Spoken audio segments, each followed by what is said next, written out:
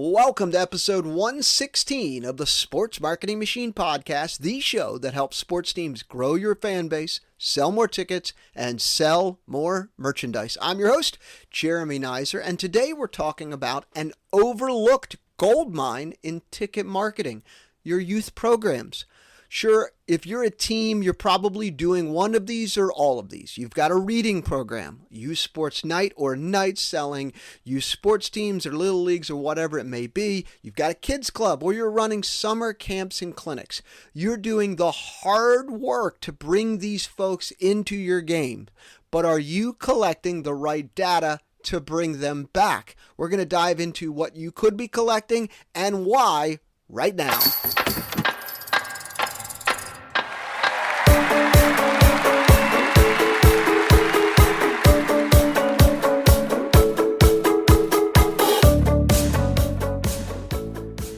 Welcome to the Sports Marketing Machine Podcast. This episode, we're talking about your youth programs. They're great, but the real opportunity is the data that you're not collecting.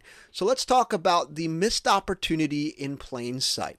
You're running a bunch of different youth programs. You potentially are doing all of these or a few of these or a couple of these. You've got a reading program set up with the schools.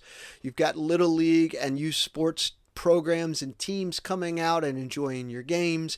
You got summer camps and clinics that take place, or even winter clinics or clinics for different things, for different sports. You've got all those things taking place, and you've also got potentially a kids club, or you're doing some school visits.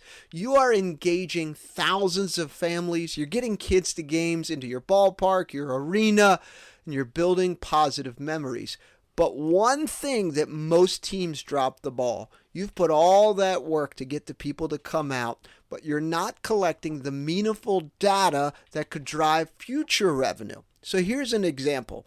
I worked with a couple teams, and as we start to look into their camps and clinics and even their kids club, they were collecting general information, which was great. They were getting the parent's name, they were getting the email address, but they weren't really getting some of the information. So with the school programs, they were potentially even getting what school they were from, but they were missing some opportunities. And these are some small little tweaks that you can do, which will help set you up for future sales. So let's just say you're running a kids club. You got a kids club. You want to ask when they sign up what day the child's birthday is, not their age. Here's why.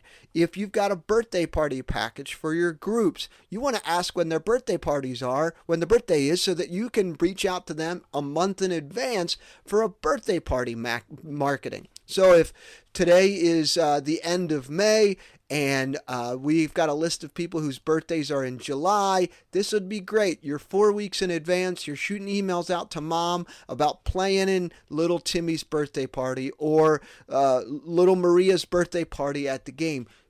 Parents are more likely going to respond because it's very targeted messaging to them about a specific opportunity rather than an e-blast. So I've talked a lot about being very personal and very targeted in past episodes, and I'll put those links in the show notes. But that's what we're talking about here. Be very intentional about the data that you're collecting with some of your programs. So if you've got kids club, you've got that going. Ask the question of when the child's birthday is. Same thing for summer camps and clinics. Let's get those put in there. Let's ask if they have the child's birthday in there.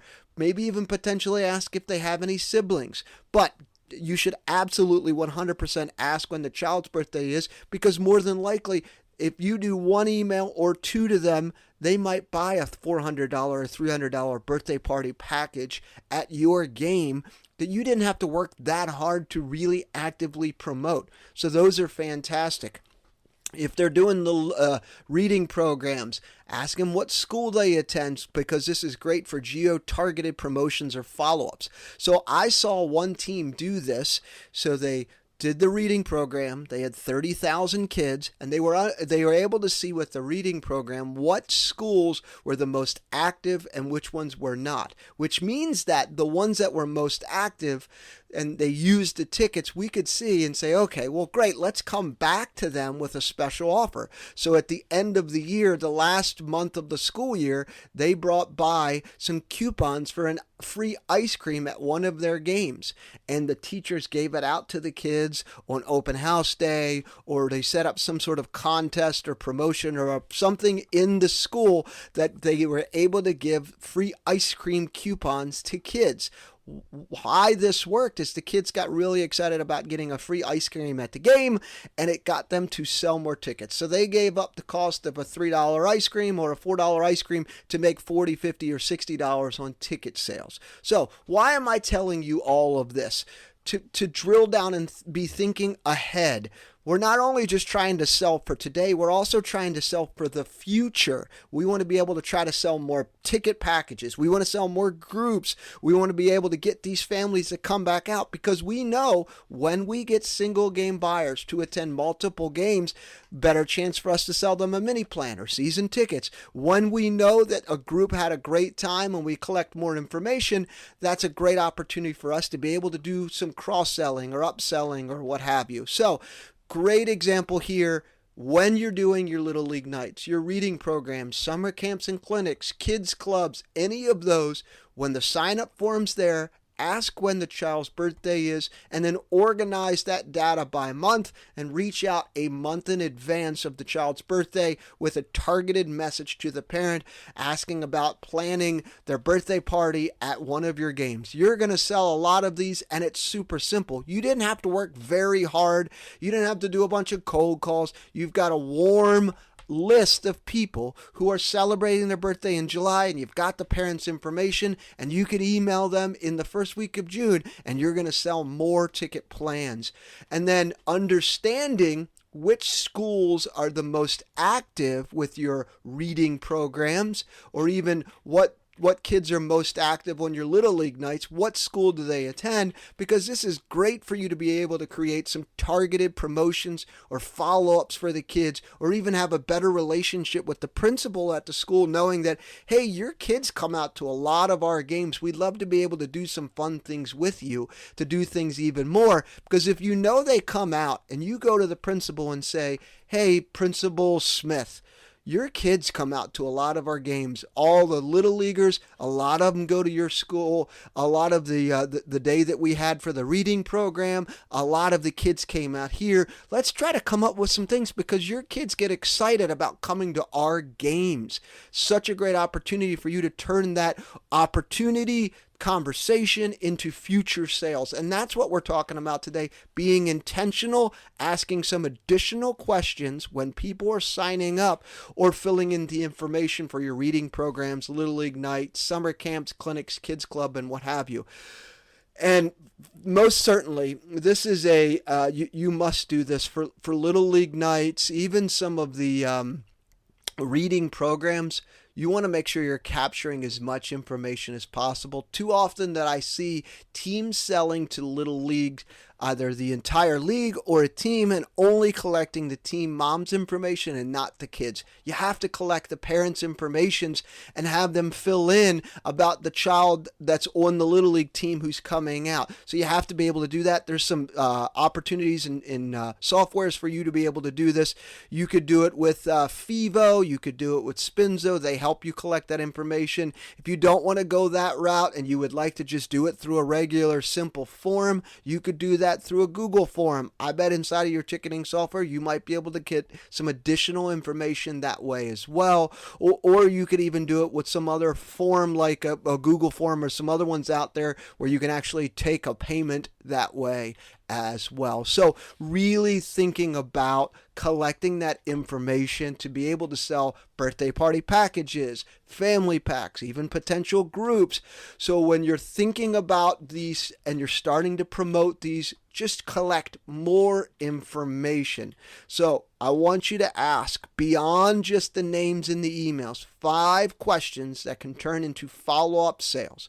When is their birthday? the kid's birthday, if they're in the kids club or reading program, whatever it is. When is their birthday? So you can sell birthday party packages. What is their school? So if they're part of the reading program or they're part of the youth sports program or any of these, right? You find out information, you have a really good opportunity to do something bigger with the schools later. Find out their zip code so you can understand where they're coming from, so you can change and do better jobs with your targeted ads and your outreach, and then make sure you're collecting their email, because you want to be able to send some correspondence later about these packages or even ticket plans or what have you. So this is definitely smarter ticket marketing, because you're thinking in advance. You're not just thinking for a sale for today, you're thinking in advance. How do we collect more information so that we can sell more later? So once you have that information, you could easily automate birthday emails, discount codes, invites. You could do all kinds of things inside of your email software if you're using Constant Contact, MailChimp, any of those. Create custom segments based on schools, zip codes, any of those. You could build a better relationship with the schools that are involved so that they know, hey, these kids really like going to these games, and really come up with some things just for those. Offer pre-sale opportunities to past participants with personalized messaging. One great one that I love, when I was working in the university system, we would do a dance clinic. Our dance team would put on a dance clinic. It would raise funds for them, but the kids would be able to learn how to do a dance during the day. They would get lunch, and then at halftime they would perform their dance. Great opportunity. Maybe there's a dance group in town that you can work with, and maybe you have a dance team at your sporting team, hockey or basketball or football or whatever it may be. Try to work with them to be able to create a junior dance clinic where these kids can come in and sign up. Even if it's $145 or $150 and they're paying $40 a head, that's a lot of money raised, and a lot of ticket sales. So thinking through that as well. So just going back to how you're collecting this information. Easy implementation. You don't need a lot of different tech stacks. Just be consistent. So you could add questions to your existing registration form. So maybe you're using Jot Forms or Google Forms. Do that inside of your ticketing software. Could you ask that additional question at checkout? Absolutely. Could you use something like Spinzo or even Fivo? Happy to make an introduction for Spinzo to you so that you have that ability to collect more information about your fans. Main takeaways. At the end of each episode, I provide you with the main takeaways. I just share with you a whole lot of information, but the biggest thing for you is think beyond just making a sale today. How do I make more sales in the future with the lists, with these youth programs? So if you're doing a reading program, you've got little leagues coming in, youth sports programs, summer camps, clinics, kids clubs, even school visits, thinking about selling beyond this. So you already have the audience, you're already doing these things, you've earned their attention. Don't let that opportunity slip by for you to be able to collect a little bit more information, so it makes it easier for you to be able to sell in the future. When you have better data, that equals better returns, more ticket sales. So asking better questions today lets you sell and market better tomorrow, especially for ticket plans, birthdays, group nights, and what have you. And the final takeaway from today's episode, you got to keep it simple. You don't need a new system. You just need to make some tweaks to your process. Asking a few smart questions at checkout or before checkout, or how they sign up, can turn your next youth program into next year's ticket sales. So keep it simple. You don't need to overthink this, but just think about, hey, I want to ask these specific questions so that it leads to more sales later. So there is a gold mine in your youth sports programs, your youth programs, all of the youth things that you're doing. You just have to ask for the information. If you feel like this episode was super helpful or very valuable, please take a moment, hop on over to Apple or Spotify and leave a positive rating or a review, or more importantly, share this episode or any of the other ones with someone who's just like you, working in sports, trying to sell more tickets and grow your fan base. Until next time.